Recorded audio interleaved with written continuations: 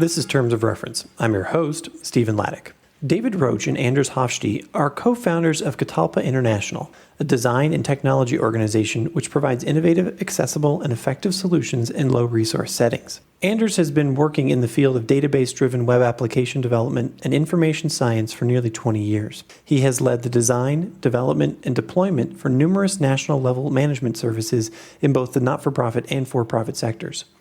Among other projects, Anders is the technical lead for the Timor-Leste maternal and child mHealth project, Liga Inan, as well as the technical lead for Myanmar's Mohinga platform, the world's first IATI-compliant and mobile responsive aid information management system. David has over 10 years of international development and software design experience and has led the design of large-scale technical projects with partners from UN agencies to local community-based NGOs. David also manages the user interface and user experience design across Catalpa's projects, most recently the open data platform called Openly. I spoke with them in Timor-Leste. Hello, David and Anders. Welcome to the Terms of Reference podcast. Hey, thanks for having us. Yeah, thanks very much, Stephen. You know, I think we're on opposite sides of the planet. Where are you both sitting today? We're currently in East Timor, in the capital of Dili. Yeah, so we're sitting in our office close to midnight nursing some coffees, so doing quite well. Thank you so much for staying up late. You know, I have not had the privilege of getting to East Timor yet. We're recording this in sort of late September 2015. What's the weather like there? We're in the middle of the dry season, so looking forward to the build-up, and the wet should be coming pretty soon. Well, I hope that your experience is not the same as we're having here in Costa Rica, where we have essentially had no wet season. Everybody's freaking out a little bit about that. I don't know if you guys have El Nino there, but hopefully it won't happen. Both of you are co-founders of a company called Catalpa. Why don't we start by, tell us a little bit about Catalpa and what the focus of the organization is, what you do, and who you're currently delivering for. Yeah, absolutely. So we're a development agency that's we use technology and sort of commercial design principles to address development challenges. We've been kicking along for about 8 years now and racked up a number of projects, and we've worked across a number of sectors in that time. Our main focus is really using technology in a way that's practical and accessible in low resource settings, and trying to use it in a way that helps people make better decisions. And some examples of the work we do, we've got a national mobile health program in Timor that connects mothers to health services over mobile phones and allows health managers to make better decisions about care and resource allocation. We work in Myanmar with the government there doing aid transparency, so tracking sort of billions of dollars worth of development assistance, and we've done lots of really small projects as well where we've sort of cut our teeth on quite a few different things. The first question is, neither of you, I'm going to assume, are from East Timor. That's correct. So, tongue-in-cheek, why East Timor? How'd you end up there? We both went to university together in Western Australia, in Fremantle. And through that university, there was an immersion program to East Timor. I think we both came here primarily out of just kind of curiosity. And ended up coming here for about a month at a time, working in rural areas, teaching English, things like this. And just made friends, really. Started to know the community, a bit of the language as well, and just established a connection with the place and kept on coming back. I often joke that there's no one more overzealous than a university student who's just finished a 1-month immersion program. And I, embarrassingly, was that university student. So I think sort of went away, came back, and just really wanted to try and do something that and learn some skills that would allow me to be sort of effective in this setting, or to do things that sort of brought about change. And I think that was probably the kernel of the idea, or the kernel of the inspiration, just coming over for a bit of time, establishing some relationships, demystifying development a lot, and then trying to get a bit of a start in the sector. So you teed up a great next question. So you both came over for that month-long stint. What'd you do afterwards? Did you go back and get a job? Did you go look for seed funding? Did you have an idea of what you wanted to do? Or take us through either the co-path or codependent path, or the completely divergent paths you took to then reconnect as Catalpa? So the story I was given was way back in the university days, and so what you're not 21 years old? Come on. Oh, my voice still sounds like that. I'll you'll have to do something in the editing, but. So I think we both got our degrees, and sort of I went off and I did some work with Oxfam and did some work in some other informatics groups. And I'm a programmer by trade, so I was doing freelance programming for a while, and then I would come here off my own back. So I'd work doing freelance, and then I'd come here and volunteer. And then I got tapped by a hospital service in Australia to help in a community health project up in the mountains in my village. So through that, I was able to actually stay in country in my village for 3.5 years, being an administrator of a small rural health clinic. Yeah, so I guess we maintained a connection to Timor after university, and Anders had a really solid connection, and then I'd come up back and forth. It was actually through a university. I was doing a master's in international development, and one of the questions in the course was, if you had $1 million, what development project would you want to do? And obviously, I had no chance of getting $1 million, but I figured we could get at least 5 or 10,000. And so we put together a project proposal, which was looking at doing, this is going to sound really geeky, but it was a wireless decentralized communication network, sort of linking up health facilities and sharing information in rural communities. And we put that project together and got $5,000 from a Rotary group. I think I wrote like 100-page proposal for a $5,000. Sure. And the guy said to me, he said, you probably could have written a letter. And I was like, oh. And that's how we got started on a really small grant from some Rotarians in how many years ago was that? Oh, that was in 2008. Yeah. This is sort of being preemptive for questions later on, but you said that sounds really geeky, but many of the guests that we've had on this show now, your guest number 80, 89 or 90, something like that. A lot of them have focused wireless technologies, mobile technologies, and it's almost, it's super commonplace. If you go to a conference today or you go to a university today, what you just said was people are like, oh yeah, duh, let's talk about the future. Absolutely. Yeah. So it's great that those types of things have become a bit more mainstream. Yeah, because before people would just look at you crazy. It's absolutely true. I'm lucky enough to have been around that long as well, and I can still remember times when people were like, mobile phones? What are those? We still hear that, though, Stephen. Yeah, so. Sure. So, one thing that you said just sort of at the kickoff that I wanted to dive a little deeper on was you said that you bring commercial processes to developing, a developing context or to problems in the developing world. What's your take on that? What does that mean to you? And why is it for a guy like me, I've been in the development business for 15 or so odd years, why is that even still a conversation? Yeah, no, it's a really good point. It's a strange thing, actually. And sometimes it's just about the language that we use, like in development, I think we'd probably been using participatory development and those type of practices for a really long time. And in the commercial sector would user-centered or human-centered. And somehow old ideas like focusing on people seem to become new again. And I do think, there is some buzzword compliance around the idea of merging or commercial practices and development. So sort of that idea that the commercial sector is what drives innovation. For us, when we talk about commercial practices, we think of it in a certain way. So when you're developing products or projects in the developing world or for the commercial sector, the theory for the design is that you've got to match up the viability of something with the feasibility. So making sure whatever you can do is well targeted and it will be sustained.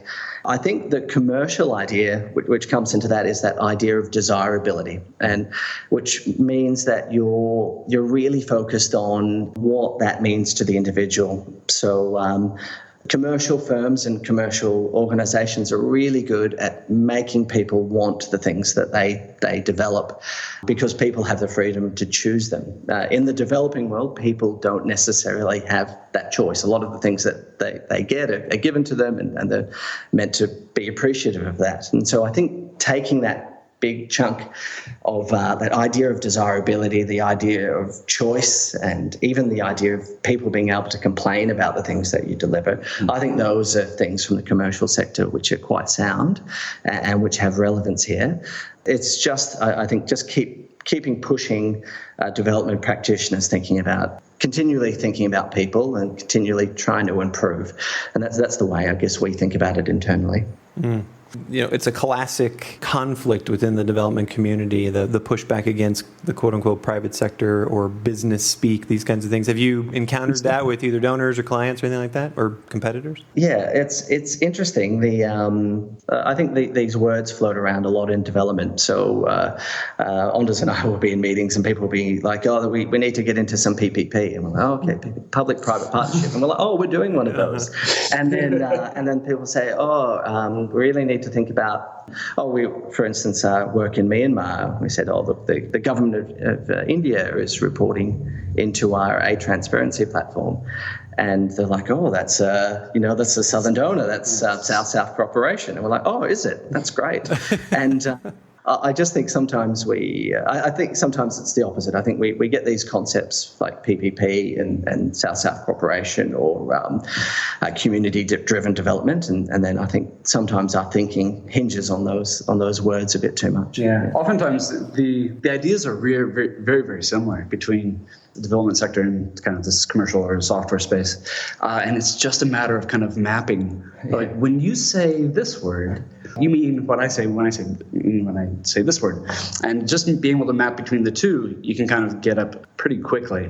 But it's always a bit of a challenge to kind of get that nomenclature right. You had this initial grant to do this geeky project of wirelessly connecting communities or health centers, excuse me.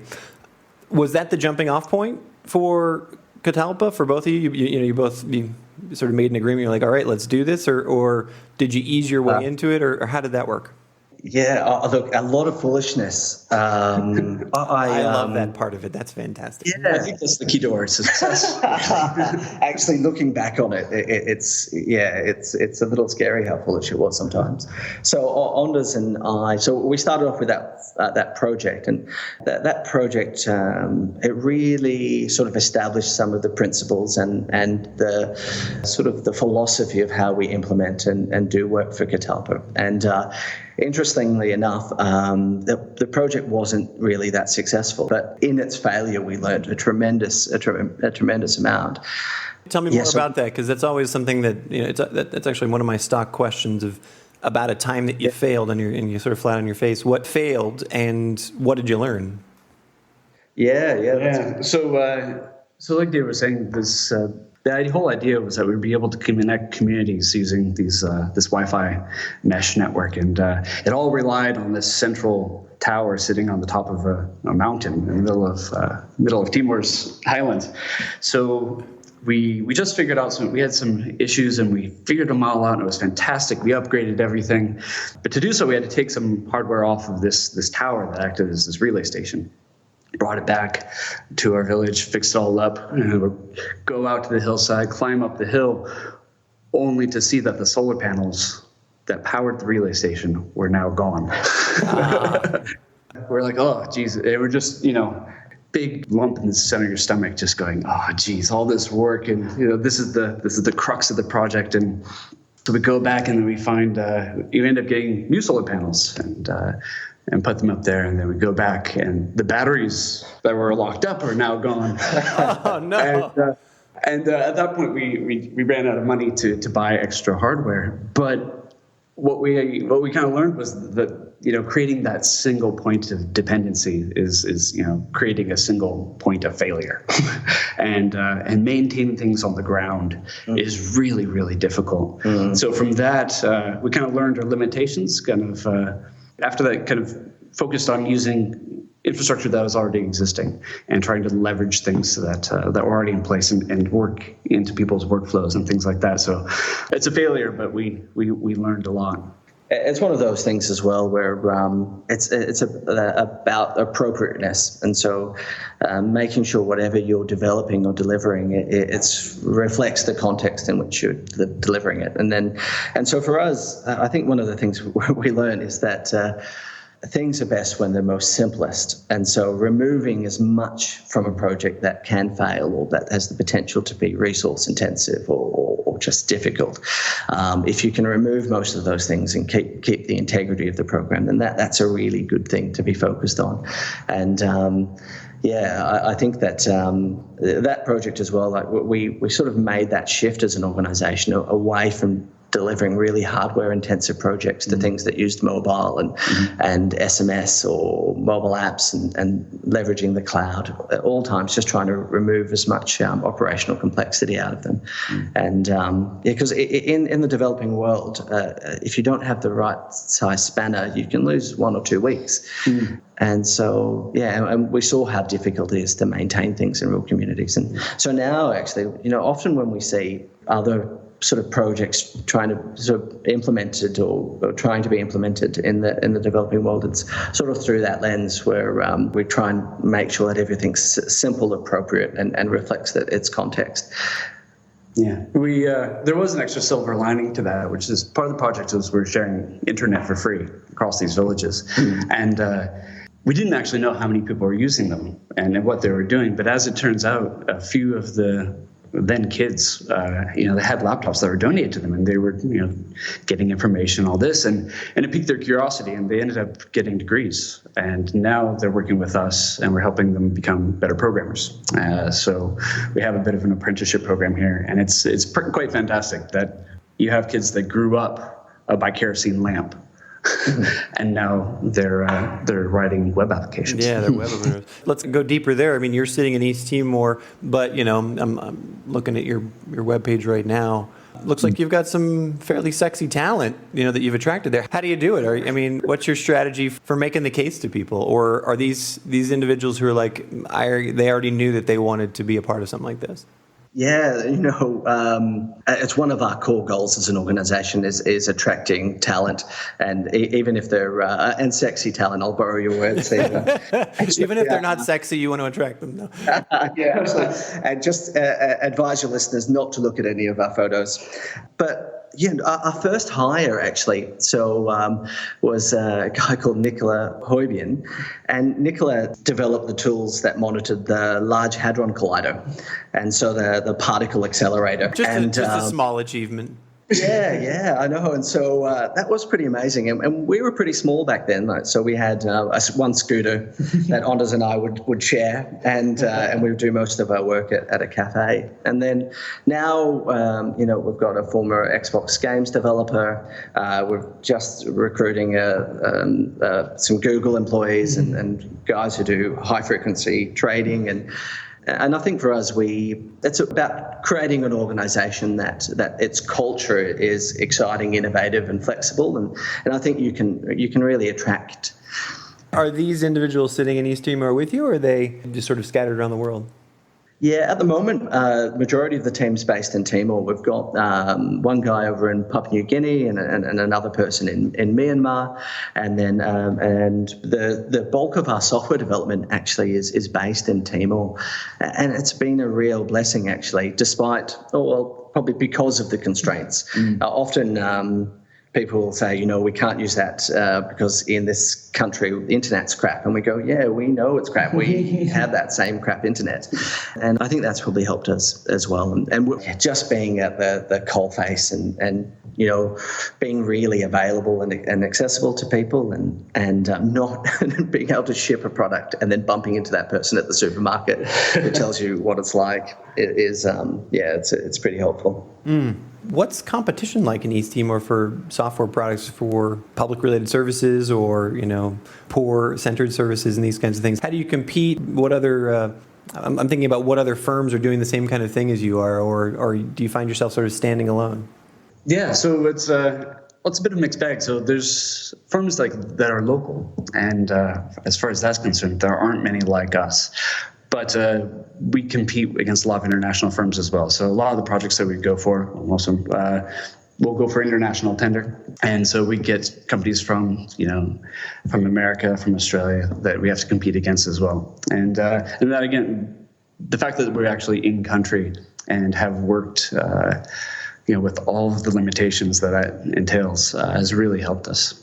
Yeah, and there's one thing, we often say that organisations have a sort of an indicator of what is good enough. So what's good enough internally? And I think that's different for lots of organisations. And I think just touching on our previous point about those commercial approaches and principles, one of us is not to compare ourselves with our peers, but to compare ourselves with really innovative companies like Square or Airbnb or even Facebook, and then look at how those guys are deploying their products, the type of care and love they're putting into that, and look at that as a marker of what's good enough.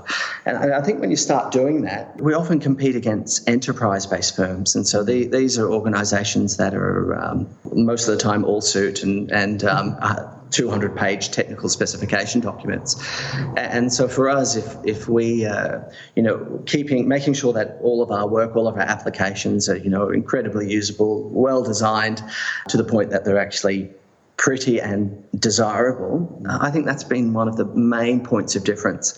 And design is a really great way to sort of separate yourself from the marketplace, and especially in the developing world, because often we have a marker or indicator of what is good enough, and unfortunately that is lower in the developing world for some of these types of products. So if we can push that marker of what good enough is up higher, I think it's great, and then that's how we separate ourselves from competition. There's often a distinction made between software that's built for enterprises and software that's developed for individuals.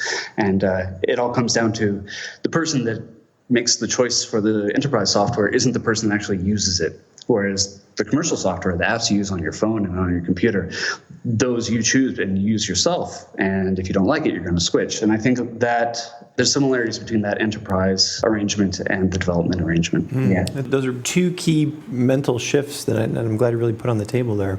What's the biggest challenge you're facing right now? What's the big hump that you think you need to get over in the next year? And, sort of when you're looking towards the next 5 years, what are you looking to do? It's growth. So we're growing really quickly. And so for us, I think we learned early that your success is generally more determined by what you say no to rather than by what you agree to do. And so for us, one of those humps is making sure that we are choosing projects where we'll be able to deliver to the best that we can, and they sort of reflect our organisation and sort of the qualities of projects that we want to be doing. So I think that's probably the hump at the moment, where there's an increasingly amount of demand on us, and so just making sure that we're choosing projects effectively. And the other one is we're sort of, I guess for us, if you're thinking of those stages of growth through the organisation, so we did the foolish $5,000 grant on the back of a scooter for years, and then we didn't earn money for a long time, and then we started winning lots of really small contracts, and then we've got some large, 3-year multi-million-dollar grants, and so we're kind of at that point now. And so for us, it's really about making sure that we're really focused on the work that we want to do, and we continually attract really high caliber, motivated people. As co-founders, are you both still day-to-day? Anders, for instance, I'm looking at your bio right now that you dream in Python. Are you still typing code, or are you both promoters of the company? Less than I wish. Yeah, that's one of the challenges that we've had in the past couple of years is getting the organization out of our heads, and kind of devolving it, not in the political sense, out to people in the organization. So we're not creating that single point of failure. We're not creating that solar panel relay on the hill. And, I think you need to put that on in your development room. I think you need to make a banner. Do not be the solar panel. Yeah, exactly. And so I actually really enjoy coding, but I don't get to do as much as I would. So now it's just on the weekends and occasionally throwing a bit of code in. But thankfully, we have other people that are smarter than I am. Yeah, that's right. That's the most unique thing, is that we get people with CVs that are far more impressive than ours now. And I'm like, I was joking to Anders that I might not employ me if I handed my CV in. We've had a lot of software developers or technologists, let's say, on the show. And I've never asked this question because it's never occurred to me before, but I've been lucky enough to manage and run some technology projects myself over the last 15 years here. What's your biggest challenge when you put those together? Is it scope creep? Is it client expectations? Is it the last 100 meters of delivery? What's the biggest thing that you find yourself coming up against? The one that we always kind of fall back to is that, most of the time, the technical solution for us is actually quite straightforward. We understand it quite well. And there might be some challenges, but that's part of the fun. The part that's the biggest challenges is the social. It is the managing expectations. It is the communication. It's all those kind of intangibles that actually have the most opportunity to cause problems. The technology, yes, that's the simple part. Yeah. Humans are Don't destroy the magic, man. Don't destroy the magic. That's part of the mysticism.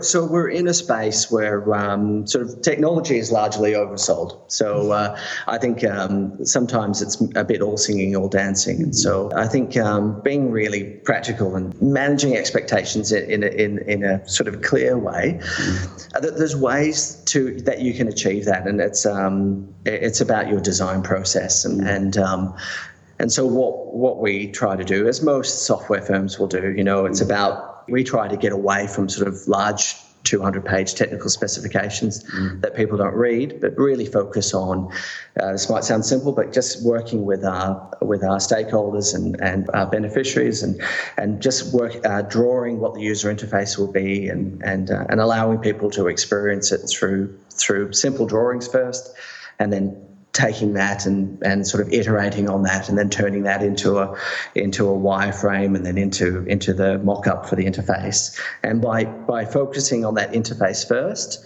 it allows you to sort of fail a lot sooner, and it helps you control expectations, because it's a lot simpler to explain a concept to someone if they can see it and they've got an idea of what it is.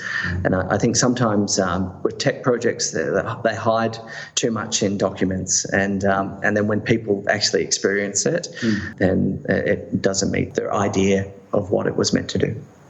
When's the last time you said to either a client or a user, or however you characterize the stakeholder, no, you don't need technology for that? Oh, you did it today. Awesome.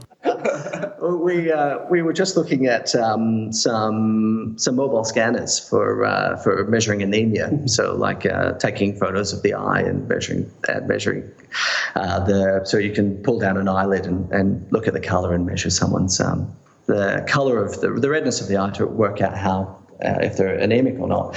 And so for us, we looking at some technology, and so again back to that solar panel thing, we saw, okay, we can deploy a piece of technology which was only 80% effective or accurate, or we could just try and do maybe a simple chart where we're giving it some simple colors where someone could make a self-assessment. And so for us, if we can replace ourselves or make ourselves redundant with a simple instructional card, and we're removing complexity from the project, we'll do that. Yeah, because it's very easy to get excited about the potential of technology. And the truth is, with a lot of tech projects, we've been really fortunate.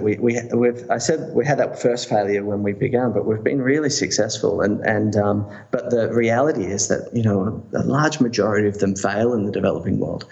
And I think that's because sometimes we get a bit too excited and not thinking about, is this going to be sustained, or is this actually sensitive or appropriate to the context that's been delivered?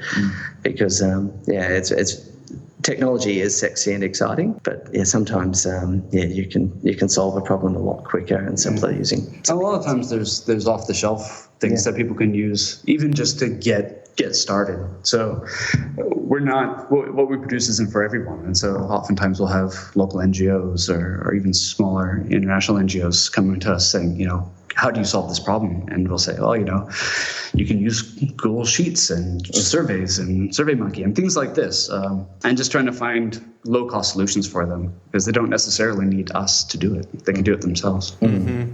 Two more questions. First, what's been the special sauce that's allowed you to sort of continue to grow rapidly and achieve this level of success that you have now, beyond being in East Timor? Is there a way? Yeah. Is there a way that you write a proposal, or then a network that you maintain, or you guys are just extraordinarily good looking, or what is it? You checked the photo. I think the secret really is because we work in.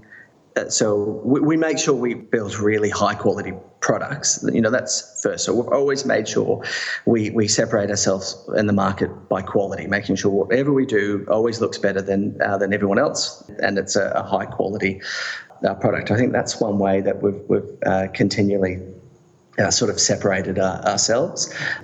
As for our special sauce, though, it's really our ability to bridge the gap between international development and tech. And so essentially what happens with a lot of firms is you'll have your business analyst person sitting in a room, and they'll say, oh, look, we want to do a mobile health project. And he'll go, okay, we need to do all of this. And he'll go, okay, I think that's possible. I'm going to go back and chat to the tech team, and I'm going to come back and they'll go, no, none of that was possible. And so for us, having worked and lived in rural communities for a while, done some really sort of grassroots development projects, but also having those technical skills, I think that's been our special sauce, being able to translate technology in a really simple way and make it sort of meet sort of the realities of development. And I think that's where we like sitting, is sort of, I'm afraid I'm going to bump into an Apple quote here, where they said the crossroads between, what is it? Liberal arts and technology. Yeah, I apologize. But so, no, we sort of see ourselves in sort of like bridging that gap between sort of the possibilities of technology and sort of the reality and that contextual knowledge of development. I said I had two more questions, but now I have two more questions. Is Timor home now? Or do you find yourself heading back to Australia or heading back to the United States, or wherever you would call home? Or is that home and you've made it your place, and the rest of the world is the rest of the world? Well, I think it's a little bit of both. Timor's definitely home. I moved here in 2007, started coming here in 2003. And then I started doing the math, and I realized how long ago that was. So Timor's definitely a home, and I have good friends and kind of families that have been kind enough to adopt me. That said, I'm originally from Seattle, and I love it there. So at some point, when I have kids and they want to see their grandparents and all that stuff, I'm sure I want to spend a bit more time back in the States. But Timor will always be a home. Yeah, he has, I think, about 7 godchildren here, so he's continually tied here just for the birthday obligations. But unfortunately, I haven't been chosen as anyone's godparent. Maybe it just goes to my suitability, I think. Yeah, for me, Timor's been a really generous place, personally and professionally. Yeah, sort of Catalpa was born here.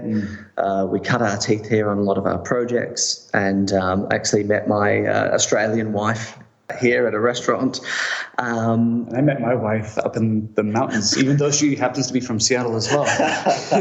So it's been a really generous place. And for us, as we grow, so we're doing... So we're sort of pushing into that transparency space. So we've got the work in Myanmar, and then we'll be doing some work in Papua New Guinea, and then we've got requests from work from a lot of other different countries as well. And so I think the reality of it is we'll always have a presence here in Timor, but I think for Catalpa as an organisation, we'll probably end up sort of growing and moving to other places as well. But it'll always be a core part of the organisation's identity. So the last question I ask is the same question I ask on every interview here, and that is, you two have both cobbled together success through a number of stumbles and fails and successes. What would be your advice to our audience, who is mostly people who are coming out of master's degrees, looking for that first job in development, or someone who's transitioning from another sector into the development sector? Do you have one or two critical pieces of advice that you'd give them about how to create that sustainability or how to create that success? That's a good question. There's no one thing. I think one of the things, particularly even through this conversation, that's really stood out is for both of us, spending time in the field, in communities, for sometimes extended periods of time, and just kind of getting an empathy and having your just embracing the situation and realize what the restrictions are and what people are going through, and making friends, and just realizing that people are people. And I think that's something that we keep on going back to as well. That everybody wants clean water, and everybody wants a house over their head and a roof over their head, and everybody wants their kids to have an education and food in their tummy. And just being out there and getting a sense for that has been absolutely invaluable to us. Yeah, I'd agree. Absolutely agree. I think one of the things I think when I was back in university thinking about development, it feels like it's meant to be alien. Like, you're working with, beneficiaries, and just like, actually, the people you're working with are just as embarrassed with having a crappy cell phone as someone back home. So there's a lot of similarities there, and I think really appreciating that is crucial. I think even reflecting back on, I did a social justice and political science and international development, but now I do front end design and development, and I think sometimes having really hard skills and really practical skills is a decent thing to sort of focus on. I sometimes think, and reflecting on myself when I was younger, is that sometimes you can be very passionate, but that sometimes the skills that you have won't be practically targeted or practically suitable for development. And the reality is that in international development, the type of positions that are available, management positions are generally fairly scarce, and most of the time people are looking for skilled consultants or people to bring in skilled sort of inputs into a project. So I think just finding one thing I think that you're really passionate about that has practical application for development, and really focusing on that. And that could be just, if you're a geek, just be focusing on the software development and what you can do with that, or if you're a WASH person, just working out, just learning as much about that sector as possible. And but I would say that as far as any advice that I do have for any budding international development practitioner is focusing on practical and relevant skills for international development, and reflecting on sort of my sort of experience in my journey, thinking back when I was doing international development and studying social justice and political science. Those skills were great, and it gave me a good contextual understanding of what international development is. But, when you're trying to take sort of those general skills and apply them to development, it can be a bit hard. And the reality in development is that there's really not a lot of positions for managers. Often development projects will really make an effort not to be top-heavy with foreign staff, but there's a lot of opportunity for inputs from highly skilled consultants or practitioners with a hard set of skills, and that could be a software developer or a person who's really focused on monitoring and evaluation, or WASH. Or I think a core lesson there is trying to work out how what that space is you can be most effective in, and focusing on that. And that's not to be pigeonholed in that space. I wouldn't advocate for that at all, but it's a great place to quickly create value for an organization. David and Anders, thank you so much for taking the time late at night to speak with us. It's been fantastic. I hope that you're able to go home and get some sleep. We're going to wait till the caffeine subsides. Thank you again, and have a wonderful evening. Thank you, Stephen. Take care. You've been listening to the Terms of Reference podcast from aidpreneur.com. Subscribe to us on iTunes.